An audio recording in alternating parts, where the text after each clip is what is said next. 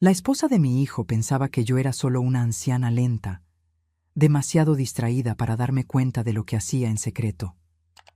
Entraba en mi habitación cuando creía que yo estaba durmiendo, hurgando entre mis cosas, buscando algo valioso. Pero esa noche, cuando abrió mi cajón para coger las llaves de la caja fuerte, se quedó paralizada con lo que vio. Lo que viene a continuación no te lo vas a creer. Pero antes, suscríbete al canal. Así no te perderás ninguna de nuestras historias llenas de giros inesperados. Y cuéntame en los comentarios, ¿desde qué ciudad estás viendo esto? Me encanta ver hasta dónde llegan nuestras historias. Mi nombre es Marta. Tengo 67 años y hace 5 que vivo sola en esta casa que ha sido mi refugio durante casi 4 décadas. Desde que Alberto se fue, he aprendido a encontrar paz en el silencio de las mañanas, en el aroma del café hecho solo para mí, en los libros que leo hasta altas horas de la noche.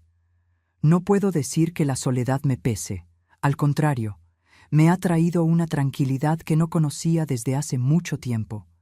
Pero todo cambió un martes cualquiera de marzo, cuando el teléfono sonó a las 9 de la mañana. Era Lucas, mi único hijo. Solo de oír su voz quebrada, mi corazón ya sabía que algo andaba mal. Mamá, yo necesito ayuda. Las palabras salieron de él como quien confiesa un pecado. Lucas me contó que había sido despedido el mes anterior. La empresa donde trabajaba desde hacía casi 10 años había hecho recortes inesperados, y él estaba entre los despedidos. Desde entonces, intentaban mantener todo en orden, pero con las cuotas de la hipoteca atrasadas y solo el salario de Clara, su esposa, ya no podían mantener las cuentas. Mamá, yo nunca querría pedir esto, pero necesitamos un lugar donde quedarnos, solo por un tiempo, hasta que consiga un nuevo empleo. Mi corazón se encogió. Ninguna madre quiere ver a su hijo en esa situación. Y a pesar de la sorpresa, la respuesta brotó de mí con naturalidad. Claro que pueden venir. Esta casa siempre será vuestra.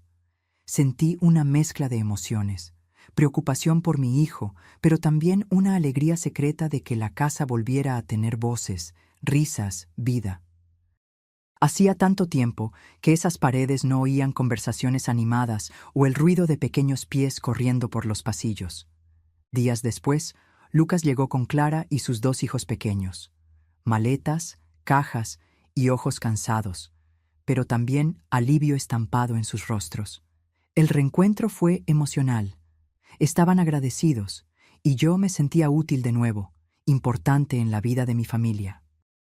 En ese primer momento, abrazando a mis nietos y viendo a mi hijo relajar los hombros por primera vez en meses, todo parecía simplemente una familia reuniéndose por amor y necesidad. No tenía idea de lo que vendría después. Tal vez si hubiera mirado con más atención. Tal vez hubiera escuchado esa primera señal de alerta que el corazón siente, pero la razón insiste en callar. Porque lo que parecía ser solo un nuevo comienzo para mi hijo y su familia, pronto se reveló como el inicio de una pesadilla que jamás imaginé tener que enfrentar dentro de mi propia casa. Y antes de que esa semana terminara, descubriría algo tan impactante que por un instante pensé que estaba soñando. Pero no era un sueño, era traición, y estaba justo debajo de mi techo. En los primeros días fue como si la casa hubiera vuelto a respirar. Después de tanto tiempo en silencio, por fin tenía vida de nuevo. El olor a café por la mañana ya no venía solo de mi taza. Ahora era Clara quien lo preparaba para la familia, y yo podía oír a los niños reír en el pasillo mientras Lucas acomodaba sus cosas en la antigua habitación. Esa casa que había estado callada durante años parecía haber reencontrado su voz. Y confieso, eso me hizo mucho bien. Oía a los niños jugar, la televisión encendida con el noticiero matutino, el ruido en la cocina al preparar las comidas, los almuerzos en familia. Estaba siendo increíble. Lucas se mostraba agradecido todo el tiempo, a veces incluso demasiado. Me abrazaba de la nada, decía, «Gracias, mamá», con un peso en la voz que me hacía pensar si se culpaba por necesitar ayuda. Yo siempre respondía con cariño, intentando mostrar que no me pedía nada, solo regresaba a casa, y que yo estaba feliz de tenerlos allí. Clara, por su parte, se mostró servicial desde el principio. Se esforzaba por ayudar en todo. Lavaba los platos, barría el patio e incluso reorganizó toda mi despensa sin que yo se lo pidiera. Y, para ser justa, lo organizó todo de una manera más práctica de lo que estaba antes. Parecía querer agradar. Parecía, al menos al principio. Pero, con el tiempo, empecé a fijarme en ciertas cosas, cosas sutiles, pequeños gestos, preguntas inoportunas, una mirada que se demoraba demasiado en un objeto. Clara no era solo curiosa, era detallista, meticulosa. Preguntaba sobre mi rutina con un tono casual, casi distraído, pero siempre sobre cosas específicas. Doña Marta, ¿suele dejar las dos puertas cerradas por la noche o solo la de la entrada? Esos vecinos de al lado viajan mucho, ¿verdad? ¿Todavía va al banco todos los miércoles? En ese momento no sospeché nada. Respondí como quien comparte el día a día. Ahora vivía conmigo. Era natural que quisiera entender cómo funcionaba la casa. Al menos eso intenté convencerme. Pero sus ojos eran otra historia. Clara no miraba como quien aprecia, miraba como quien mide. Estudiaba cada rendija, cada cerradura, cada rincón de la casa con un interés que me incomodaba. Un día, la sorprendí parada al pie de la escalera del ático, mirando como si estuviera calculando el tiempo que le llevaría subir y bajar sin hacer ruido. No dije nada, solo observé, y me lo guardé. Pero lo que me dejó sin aliento fue una conversación aparentemente inofensiva en la cocina. Estábamos preparando el almuerzo, pelando patatas, cuando soltó, como quien comenta el tiempo: «Suegra, ¿es verdad que tiene una caja fuerte en la habitación?» Pude haber tirado el cuchillo de lo fría que me quedé. Aquello era algo que solo Alberto y yo sabíamos. Nunca se lo conté ni a Lucas. La caja fuerte se instaló hace muchos años, escondida dentro del armario, para guardar documentos importantes y, a veces, algo de dinero de emergencia. Siempre nos encargamos de mantenerlo entre nosotros dos. La forma en que preguntó, sin mirarme, como si lanzara la pregunta al viento, fue lo que realmente me alertó. No era una curiosidad tonta. Era el discurso ensayado de quien ya tenía la información y solo quería confirmar. Intenté mantener la voz firme. «Ah, no, es solo una cajita vieja con papeles, nada del otro mundo». Mentira, y de las grandes. Pero por dentro, mi cabeza no paraba de dar vueltas. ¿Cómo lo sabía? Aquello me machacó el resto del día. Fue entonces cuando volví a escuchar esa voz de Alberto dentro de mí, como él decía tantas veces: «Tienes buen olfato, Marta, escucha tu instinto». Y así era. Con el paso de los años, uno aprende a percibir cosas que los demás pasan por alto. Pequeñas señales, miradas que duran un segundo más, silencios que dicen más que palabras. Empecé a observar mejor, y no tardé en darme cuenta de que, cada vez que salía a la panadería o al supermercado de la esquina, algo en mi habitación estaba diferente. A veces era un cojín un poco girado, un cajón que recordaba haber cerrado, pero que aparecía entreabierto, un adorno girado de lado. Un día fui a buscar un abrigo a la habitación y al abrir la puerta me encontré de frente con Clara saliendo. Su sobresalto fue inmediato. Se llevó la mano al pecho, palideció, tropezó con las palabras.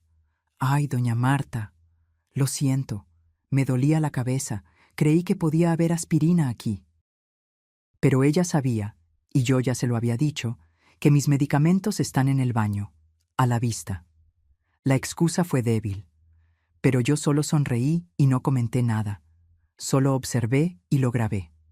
La gota que colmó el vaso llegó unos días después, durante el desayuno. Estábamos tomando café y ella soltó casualmente: «Esa cortina de tu habitación es genial. Es tan gruesa, ¿verdad? Nadie ve nada desde fuera». Ella sabía exactamente de qué cortina estaba hablando. Una ventana que solo quien estuvo en mi habitación podía reconocer. Y no era el tipo de detalle que se comenta por casualidad. Tardé 2 segundos en entender lo que realmente quería decir. ¿Desde fuera? ¿Cómo lo sabía? ¿Habría estado intentando mirar por la ventana de mi habitación en algún momento? En ese instante, algo en mí hizo clic. Ya no era una nuera a la que acogía. Era alguien que estaba estudiando mi casa como si fuera un terreno a invadir. Y, créame, cuando una mujer de mi edad siente que algo anda mal, es porque lo hay. Lo que no imaginaba era que, días después, escucharía con mis propios oídos su plan y que ese plan implicaba mucho más que solo observar mis pasos o hurgar en mis cosas. Implicaba traición, mentiras e incluso algo peligroso. Y lo que yo haría a continuación, nadie jamás lo imaginaría. La verdad, me abrió la puerta de par en par una tranquila mañana de jueves. Siempre he sido metódica con mi habitación. Incluso después de empezar a vivir sola, nunca perdí la costumbre de cerrar bien la puerta con llave. No era por miedo, era por respeto a mi propio espacio. Aquel rinconcito era mi refugio, el último lugar donde todavía sentía que tenía el control de todo. Pero aquella mañana, al volver del mercado, percibí algo que me revolvió el estómago. La puerta de la habitación estaba entreabierta. De nuevo. Ya era la tercera vez en pocos días. La primera, pensé que me había distraído. La segunda, culpé al viento. Pero la tercera, lo supe. Y decidí dejar de fingir que no lo veía. Empecé a tender trampas silenciosas, a mi manera. Nada que llamara la atención. Un libro colocado milimétricamente en el borde de la cómoda. Una cajita ligera dejada en el centro del escritorio. La almohada posicionada de un modo que solo yo sabría identificar si se había movido. Y se estaban moviendo, una a una. Fue ese mismo día cuando fui a revisar mi cajón de documentos. Siempre lo dejé todo muy organizado. Cuentas antiguas, recibos, papeles del seguro, incluso el inventario de la casa. Cada cosa en su lugar. Pero allí había un desorden. Páginas mezcladas, carpetas empujadas hacia atrás sin cuidado. Todo fuera de orden. Sentí el corazón acelerarse. Ya no era una impresión. Alguien estaba hurgando donde no debía. Corrí al armario, a ese cajón donde guardo las pocas joyas que heredé de mi madre y las que me regaló Alberto a lo largo de los años. No son muchas, pero tienen un valor que va más allá del dinero. Son pedazos de mi historia. Y allí el vacío me gritó. Un par de pendientes de oro había desaparecido. Y también el collar que Alberto me dio en nuestro último aniversario juntos. Me quedé en shock y por unos segundos no podía moverme. La mano me temblaba. La última confirmación llegó enseguida. Fui directamente a la cómoda, al lado de la cama. Hace más de 20 años, escondí allí, bajo el doble fondo del cajón, una pequeña llave pegada con cinta adhesiva. Era la llave de la caja fuerte. Era nuestro secreto, el mío y el de Alberto. Dentro, documentos más sensibles y una reserva de dinero que solo usamos una vez, cuando él enfermó. Pasé la mano por el fondo del cajón. La cinta seguía allí, y la llave también estaba... Pero había algo extraño. La llave ya no estaba pegada a la cinta y estaba en la esquina del cajón, y el doble fondo estaba suelto, como si alguien hubiera hurgado allí. Por un instante, todo se detuvo. La mezcla de indignación y rabia se apoderó de mí. Ya no era una sospecha, era un hecho. Alguien había invadido mi habitación. Alguien cruzó todos los límites y aún tuvo la audacia de pensar que no me daría cuenta. Y yo sabía, con cada fibra de mi cuerpo, quién era. Pero lo curioso es que no me sentí asustada. No temblé de miedo. Lo que sentí fue un calor en el pecho, de esos que uno siente cuando está a punto de poner las cosas en su sitio. Estaba furiosa y concentrada. Pasé buena parte de mi vida al lado de un hombre que era investigador, desentrañaba fraudes como quien resuelve un rompecabezas. Alberto era observador, atento a los detalles, paciente. Me llevaba a veces al trabajo, o me contaba cada caso al volver a casa. Aprendí con él a ver lo que está entre líneas, a oír lo que no se dice, y principalmente a no actuar por impulso. Clara me veía como una señora dulce, feliz de tener a la familia cerca. Poco sabía ella que, detrás de mi gentil sonrisa, existe una mujer moldeada por el tiempo, que ya ha pasado por pérdidas profundas, noches de insomnio, decisiones difíciles, y que hoy, más que nunca, sabe identificar cuándo alguien está a punto de dar el golpe. Clara eligió a la persona equivocada para engañar. A partir de ese día, dejé de verla como nuera. Se convirtió en algo diferente, alguien a quien necesitaba vigilar con ojos de águila, porque aún no sabía qué estaba intentando hacer exactamente, pero estaba decidida a descubrirlo y a impedirlo. Esa noche, el sueño simplemente no llegó. La ausencia de la llave, la desorganización de mis documentos, el comportamiento invasivo de Clara, todo formaba un rompecabezas que no salía de mi mente. Sabía que ella estaba tramando algo, pero no podía imaginar la extensión de sus planes. Eran las 12:40 cuando oí pasos ligeros bajando la escalera. Mi habitación está en el piso superior, pero el antiguo sistema de ventilación de la casa permite que ciertos sonidos resuenen por los conductos, especialmente los que provienen de la cocina. En ese silencio nocturno, cualquier ruido se amplificaba. Curiosa, me levanté despacio con el celular en la mano, por instinto lo puse a grabar y me acerqué a la salida de aire que da a la planta baja. Fue entonces cuando escuché la voz de Clara. Baja, urgente, casi susurrando, estaba al teléfono. Sí, todo está bien. Encontré los documentos, joyas, extractos bancarios, inventario, pólizas de seguro. Hay mucho más dinero de lo que imaginaba. Mi sangre se heló. La vieja guarda todo en la caja fuerte. Y sí, ya sé dónde está la llave. Ella sabía dónde estaba la llave. El plan estaba en marcha. Y hablaba de mí como si yo fuera solo un obstáculo a sortear, fría, calculadora, sin ningún respeto por todo lo que había hecho por ellos. Será el martes por la noche. Lucas tiene esa entrevista de trabajo en otra ciudad. Saldrá al final de la tarde y no volverá hasta el día siguiente. Será el momento perfecto. Estaba planeando robarme. No solo unos cuantos centavos. Estaba planeando llevarse todo lo que Alberto y yo construimos durante toda una vida de trabajo. Después de eso, le diré que recibimos una oferta de empleo irrecusable en otro estado, que es urgente, que no hay tiempo para pensarlo mucho. Él aceptará, confiará en mí, nos iremos con todo.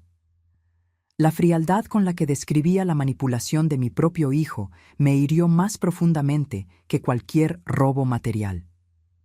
Sé que es arriesgado, pero no tengo opción. ¿Sabes lo que me pasará si no pago esas deudas? No desaparecerán solas. ¿Deudas? ¿Con quién estaba hablando? ¿Un usurero? ¿Un cómplice? Son 47,000 reales, y ya me han amenazado con venir a por mí. Tengo que resolver esto esta semana, aunque tenga que pasar por encima de la vieja para conseguirlo. La frase final me golpeó como una puñalada. Esto no era solo un robo, era una amenaza directa. Estaba dispuesta a hacer cualquier cosa para conseguir lo que quería. Oí sus pasos alejarse y el clic de la luz de la cocina apagándose. Dejé de grabar la conversación y volví a mi cama. El sueño se había ido definitivamente, pero ahora tenía las pruebas. En la oscuridad de mi habitación, mientras oía a Clara subir las escaleras con pasos hipócritamente cautelosos, sabía que todo había cambiado. Ella no era solo una mujer desesperada en busca de ayuda. Era una depredadora fría y calculadora, dispuesta a destruir la vida de su propia familia para resolver sus problemas. Y usaría a mi hijo, mi Lucas inocente y confiado, como escudo para escapar ilesa. En ese momento, comprendí el verdadero tamaño de la traición. Y algo dentro de mí despertó. No era solo indignación o tristeza, era la determinación fría y precisa de una mujer que no permitiría ser pisoteada dentro de su propia casa. No la dejaría escapar, le daría una sorpresita. A la mañana siguiente, me levanté antes del sol. Mientras la casa aún dormía, puse agua a hervir y tomé mi café en silencio, pero con la mente trabajando a máxima velocidad. Clara creía que yo era solo una señora bondadosa y despistada, que yo dormiría profundamente mientras ella robaba todo lo que construí con Alberto durante toda una vida. Pero si había algo que ella aún no había descubierto sobre mí, era que nunca se debe subestimar a una mujer madura con tiempo libre, experiencia de vida y nervios de acero. Decidí que no bastaba solo con proteger mis bienes. Quería desenmascararla, con pruebas irrefutables, con estilo. Primer paso, la llave. Antes de las 6, volví a mi habitación y abrí con cuidado el cajón donde estaba el doble fondo. La tal llave que Clara pensaba haber descubierto estaba exactamente allí, en el mismo lugar donde siempre había estado. Pero lo que ella no sabía, ni soñaba, es que esa llave nunca fue la verdadera. Aquello era solo un truco mío. Era de una maleta antigua, con un formato parecido a la llave original. Una llave inútil, dejada allí a propósito. Porque, sinceramente, esconder algo en el fondo de un cajón es el tipo de cosa que cualquier curioso buscará. Es tan predecible como el final de una telenovela. La verdadera llave, la original, llevaba más de 10 años guardada en un lugar donde nadie jamás pensaría en buscar. Dentro de una lata vieja y polvorienta de galletas, de esas con tapa azul, que se queda olvidada en lo alto del armario de la cocina, al lado de viejos salvamanteles y recetas familiares que ya ni uso. Un escondite tan simple que se volvía invisible. Segundo paso, la trampa. Fui a una tienda de fiestas en la ciudad y compré 2 artículos simples, pero que se revelarían infalibles: un cañón de confeti con muelle automático y un paquete de purpurina rosa, del tipo que se pega a la piel y tarda días en desaparecer por completo. De vuelta en casa, fui directamente al sótano y preparé mi recepción especial. Abrí cuidadosamente el cañón de confeti y sustituí el contenido por una mezcla generosa de purpurina que, al ser activada, volaría directamente a la cara de quien metiera la mano en el cajón con fuerza. Probé la sensibilidad del gatillo varias veces. Estaba perfecto. Disfrazado entre papeles y objetos, solo se activaría con un movimiento intencional y apresurado. Tercer paso, las pruebas. Fui a una tienda de electrónica y pedí ayuda para elegir una cámara pequeña y discreta, con visión nocturna y grabación automática por movimiento. El vendedor, un muchacho educado, me indicó un modelo que se conectaba directamente a mi celular. En casa, coloqué la cámara entre los libros de la estantería al lado de mi cama, con un ángulo perfecto para capturar toda la acción: la entrada de Clara, la apertura del cajón y, por supuesto, la gloriosa explosión de purpurina que seguiría. Probé el sistema varias veces a través de la aplicación. La imagen estaba nítida, el audio cristalino, la batería cargada. Todo estaba listo. Esa noche seguí mi rutina con una naturalidad teatral. Hice la cena, conversé con Lucas sobre su entrevista del día siguiente, jugué con los nietos, me reí de los chistes de Clara. Todo mientras por dentro yo era puro cálculo y estrategia. Nadie sospechaba nada.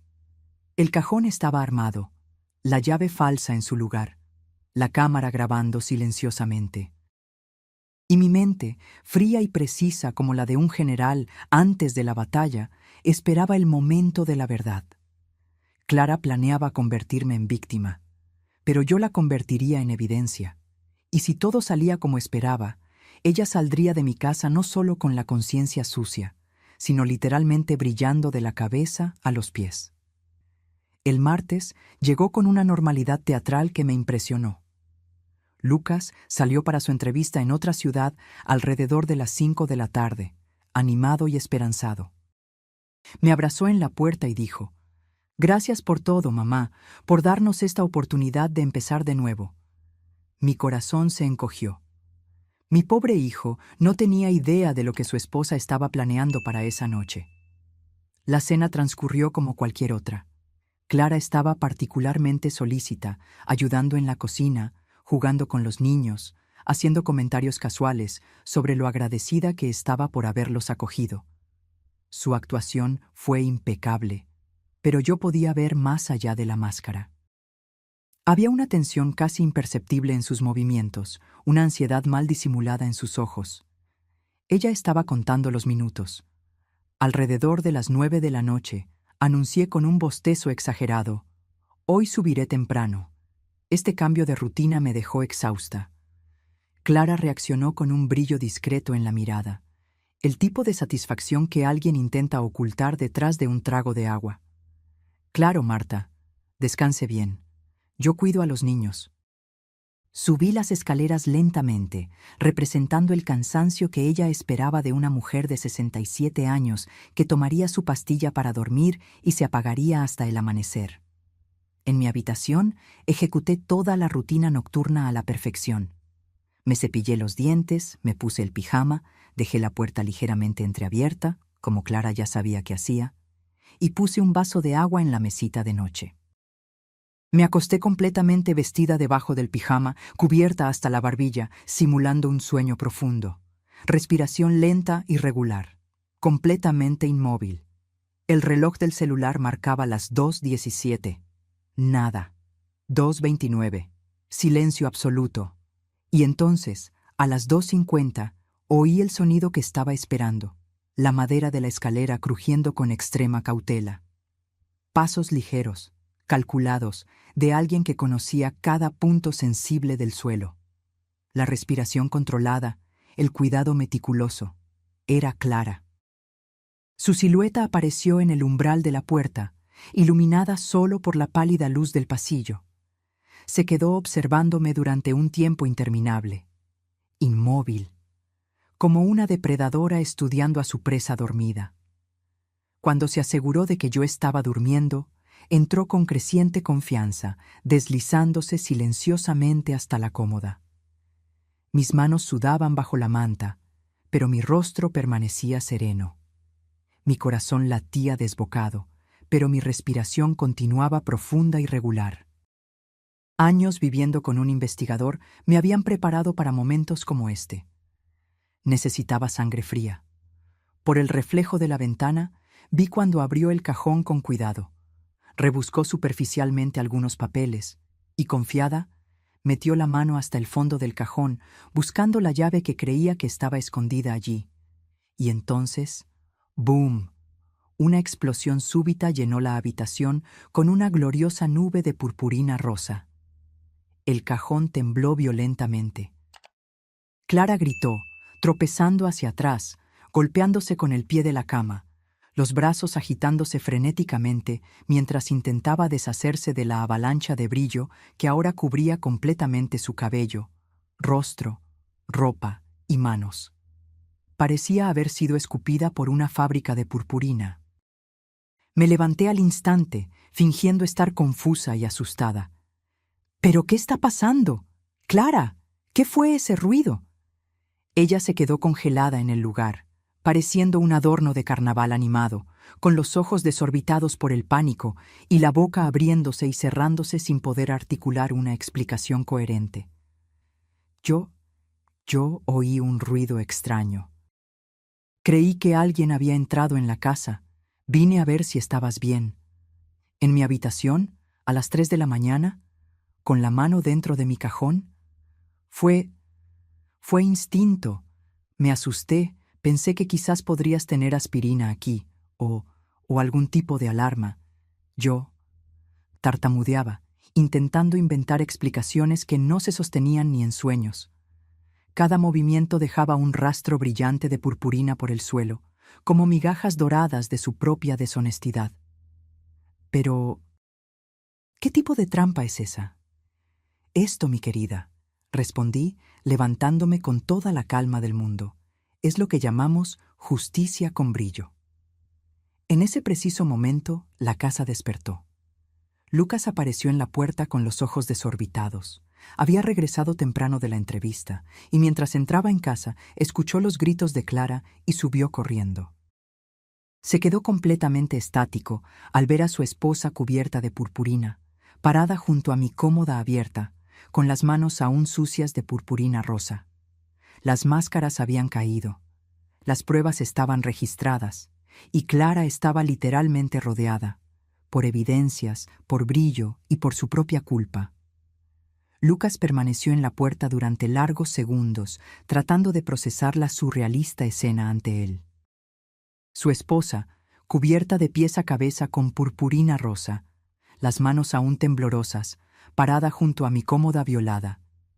Y yo, sentada tranquilamente al borde de la cama, observando todo con la serenidad de quien finalmente ve cómo se hace justicia.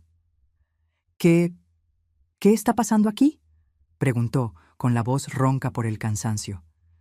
Clara se giró inmediatamente hacia él, con el rostro en pánico total. «Amor, qué bueno que regresaste». Oí un ruido extraño abajo. Creí que eran ladrones. «Vine a ver si tu madre estaba bien y... esta cosa loca me explotó en la cara». Lucas miró de Clara a mí, luego al cajón abierto, y finalmente al rastro de purpurina esparcido por el suelo. Su expresión cambió gradualmente de preocupación a desconfianza. «Un ruido. En la habitación de mi madre. ¿Y viniste a buscar ayuda dentro de su cajón?». Clara vaciló, la mirada recorriendo la habitación como quien busca una salida de emergencia invisible. Yo pensé que quizás ella guardaba algún tipo de alarma aquí, o medicamentos para emergencias. No sé, solo quería protegerla. Suspiré profundamente, con la serenidad de quien finalmente puede revelar una verdad dolorosa. «Lucas», dije con dulzura, pero con firmeza, «Clara no estaba intentando protegerme, estaba intentando robarme». «¿Qué?», murmuró, el ceño fruncido con total incredulidad. Extendí el brazo y tomé mi celular. Mis dedos ya no temblaban. Abrí la aplicación de la cámara y seleccioné la grabación de la conversación telefónica que había capturado días antes. «Escucha esto», dije, tocando el play. La voz de Clara llenó la habitación como una confesión grabada. Encontré los documentos, las joyas, los extractos bancarios, el inventario, las pólizas. La vieja guarda todo en la caja fuerte. Ya sé dónde está la llave. Lucas se quedó completamente inmóvil. Será el martes por la noche. Lucas estará fuera. Es el momento perfecto. Después le diré que recibimos una oferta de empleo irrecusable en otro estado. Clara intentó interrumpir. «Esto no es... Amor, déjame explicarte. No es lo que parece». Pero Lucas levantó la mano, pidiendo silencio absoluto, sin quitarme los ojos de encima. «Nos iremos con todo. Él me creerá. Son 47,000 reales que tengo que pagar, aunque tenga que pasar por encima de la vieja». Lucas dio un paso atrás, como si le hubieran dado un puñetazo en el estómago. Sus ojos se llenaron de lágrimas de decepción y rabia. Clara se llevó las manos a la boca, como si quisiera devolver todas las palabras que habían sido grabadas. Después de poner los audios, también mostré las imágenes de la cámara de seguridad que yo misma había instalado en mi habitación. Allí estaba Clara, nítida en la grabación, entrando de puntillas, intentando no hacer ningún ruido. Se acercaba despacio a la cómoda, se inclinaba cuidadosamente. Y entonces, tan pronto como abrió el cajón, la trampa se activó. Una explosión de purpurina rosa directamente en la cara. La expresión de susto de ella fue la confirmación que necesitaba. Lucas permaneció en silencio durante largos momentos, procesando todo lo que había visto y oído. Era una traición descarada. Luego, con una voz baja pero firme como una roca, dijo: «Coge tus cosas y sal de la casa de mi madre. Ahora». «Lucas, por favor, no es como estás pensando». Estaba desesperada. Iba a contarlo todo. Solo quería una oportunidad de empezar de nuevo sin que esas deudas me persiguieran. ¿Y para eso ibas a destruir a la mujer que me crió? ¿Que abrió las puertas de su casa cuando no teníamos a dónde ir? Ibas a usarme, a hacerme cómplice de un robo contra mi propia madre. Clara extendió la mano hacia él, los dedos aún brillando con purpurina. «Amor, te amo». Te necesito. Entonces, ¿por qué mentiste todos estos meses? ¿Por qué me manipulaste? Ibas a llevarme, a convertirme en cómplice sin que yo lo supiera. Ibas a hacerme dudar de la lucidez de mi propia madre. Ella sollozó, pero ya no había más espacio para excusas o explicaciones. Sal, Clara, antes de que pierda el poco respeto que aún tengo por la madre de mis hijos. Observé todo en silencio. Mi corazón dolía al ver a mi hijo pasando por esta situación, pero también se hinchaba de orgullo. Era justo. Era leal. Era el hombre íntegro que yo había criado. Clara recogió sus cosas en completo silencio, dejando aún rastros de purpurina por los pasillos como brillantes recordatorios de su fracaso moral. Al pasar por la puerta principal, se giró una última vez. Esto no va a quedar así. Lucas no respondió. Solo cerró la puerta con firmeza definitiva. El silencio que siguió no era pesado de tristeza. Era limpio, como el aire después de una tormenta que finalmente pasó. Los días siguientes fueron de ajuste y curación. Lucas y yo nos sentábamos a menudo en la mesa de la cocina, tomando té, procesando todo lo que había sucedido. Ninguno de los dos hablaba mucho al principio. Él sostenía la taza caliente, mirando el humo que subía, como si éste pudiera llevarse toda la confusión en la que se había convertido su vida. «¿Cómo pude ser tan ciego, mamá?», preguntó en una de esas conversaciones. Puse mi mano sobre la suya. «Hijo, a veces el amor nos hace querer creer lo mejor de las personas. No te culpes por haber confiado». Él asintió, pero los ojos aún cargaban peso. Clara no volvió. Dejó la llave sobre el mostrador de la cocina, exactamente como le pedí. Al día siguiente, Lucas buscó un abogado e inició el proceso de divorcio. Clara, quizás por vergüenza o por saber que no tenía cómo defenderse de las evidencias, no impugnó nada. Ningún pedido de perdón, ninguna explicación adicional, solo silencio. Y purpurina, mucha purpurina, que seguimos encontrando en las alfombras, en los rincones de la escalera e incluso semanas después, entre las grietas del suelo de madera. Cada puntito dorado que aparecía me hacía sonreír. Ya no era un recordatorio de traición, sino una marca de victoria. Lucas y los niños se quedaron conmigo. Él volvió a dormir en su antigua habitación de adolescente, dividiendo los días entre pequeñas tareas domésticas, la organización de los papeles del divorcio y la lenta reconstrucción de sí mismo. Poco a poco se fue recuperando. 3 semanas después consiguió un empleo en una biblioteca municipal. Un lugar tranquilo, rodeado de libros y silencio. Exactamente lo que necesitaba para curar las heridas emocionales. Cuando recibió la noticia de la contratación, vino hacia mí, me abrazó con fuerza y dijo: «Gracias, mamá, por todo, por protegerme incluso cuando no sabía que lo necesitaba». Sonreí, sintiendo que mi corazón se calentaba. Solo hice lo que cualquier madre haría.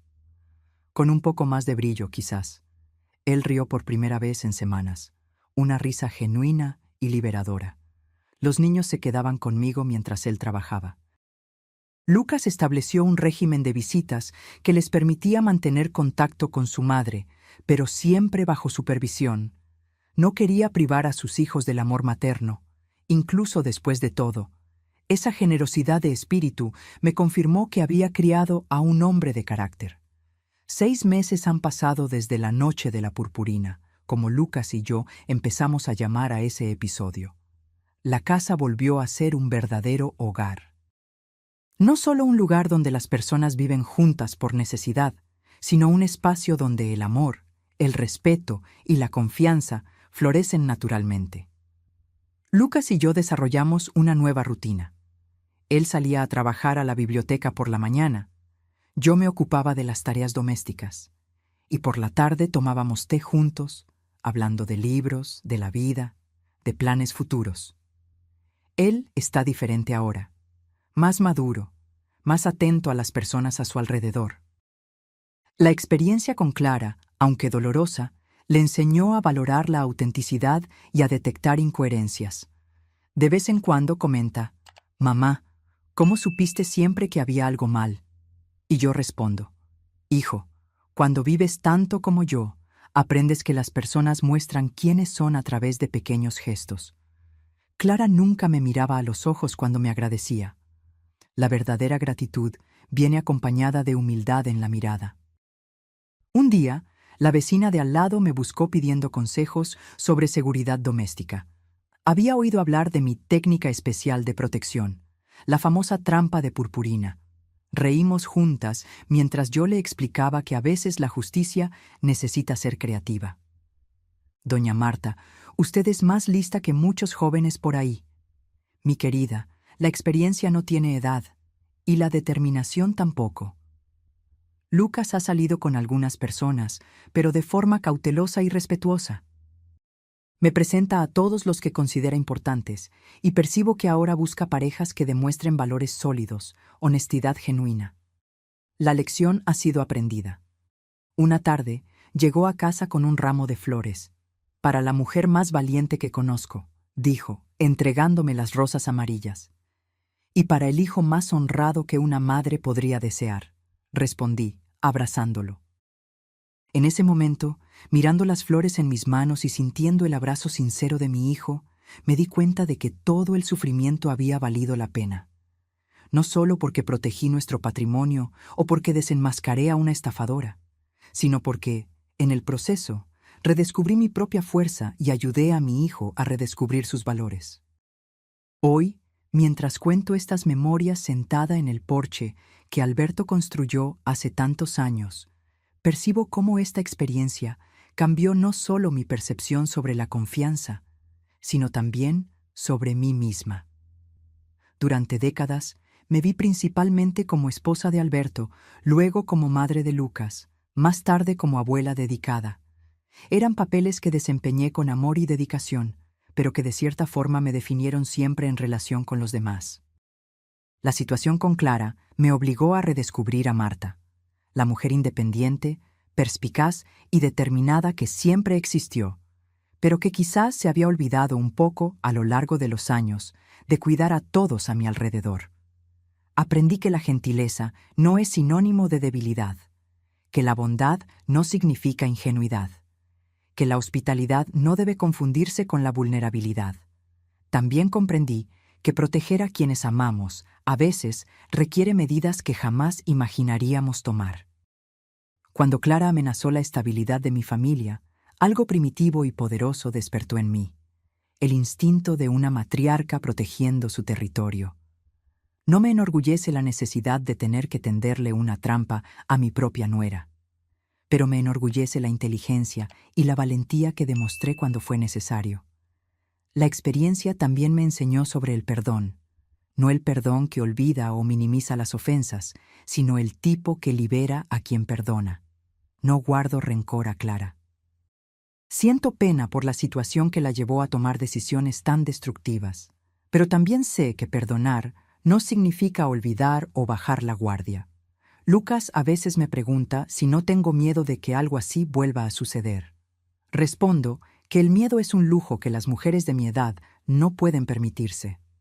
Lo que tenemos que tener es sabiduría, preparación y, cuando sea necesario, suficiente purpurina para marcar a los aprovechados. Un año después del episodio, recibí una carta. Era de Clara. En ella, pedía disculpas, no solo por lo que había intentado hacer, sino por la frialdad con que había planeado hacerme daño. Explicaba que estaba en tratamiento por adicción al juego, que las deudas eran el resultado de años de apuestas compulsivas que había escondido de todos, que estaba trabajando para convertirse en una mejor persona, principalmente por los niños. Le mostré la carta a Lucas. La leyó en silencio y luego dijo, «¿Qué piensa usted?» «Creo que las personas pueden cambiar, hijo. Pero un cambio verdadero tarda años, no meses, y la confianza, cuando se rompe de esa manera, quizás nunca se reconstruya por completo». Él asintió. «¿Pero puede visitar a los niños?» «Esa es tu decisión. Solo recuerda que tus hijos necesitan estabilidad por encima de todo». Hoy, Clara visita a los nietos una vez al mes, siempre en nuestra casa, siempre bajo supervisión. Las conversaciones son cordiales pero distantes. Nunca más preguntó sobre cajas fuertes, rutinas o vecinos. Y yo nunca más bajé la guardia. A veces, cuando estoy arreglando la casa, todavía encuentro un puntito de purpurina escondido en algún rincón. Y siempre sonrío, porque ese brillo dorado no representa solo una trampa exitosa. Representa el descubrimiento de que incluso a los 67 años, incluso después de décadas siendo principalmente madre y esposa, sigo siendo una fuerza a respetar. Representa la prueba de que la experiencia es un arma poderosa cuando se usa con inteligencia. Y representa sobre todo el amor feroz de una madre que jamás permitirá que alguien perjudique a su familia. Hoy, cuando jóvenes vecinas me buscan para contarme sobre relaciones complicadas o situaciones sospechosas, escucho con atención y ofrezco consejos prácticos. Siempre termino diciendo: recuerda, querida, confía en tu instinto. Y si necesitas probar algo, hazlo de una manera que nadie olvide jamás. Algunas preguntan sobre mi famosa técnica de la purpurina. Yo solo sonrío y respondo: a veces, mi hija, la justicia, necesita un poco de brillo para ser realmente vista. Y sigo viviendo mi vida con serenidad, sabiduría y siempre, siempre, con un pequeño stock de purpurina en el armario de la despensa. Porque una mujer preparada no se deja sorprender dos veces. Y porque, como descubrí a los 67 años, aún queda mucho brillo en esta vieja zorra. ¿Y tú? ¿Crees que Marta hizo bien en tenderle una trampa para desenmascarar a su nuera? ¿O lo habrías resuelto de otra manera? Cuéntamelo en los comentarios. Me encantaría saber tu opinión. Y si esta historia te atrapó hasta aquí, no olvides dejar tu like, suscribirte al canal y activar la campanita. Aún quedan muchas historias fuertes como esta por venir. Y algunas aún más impactantes.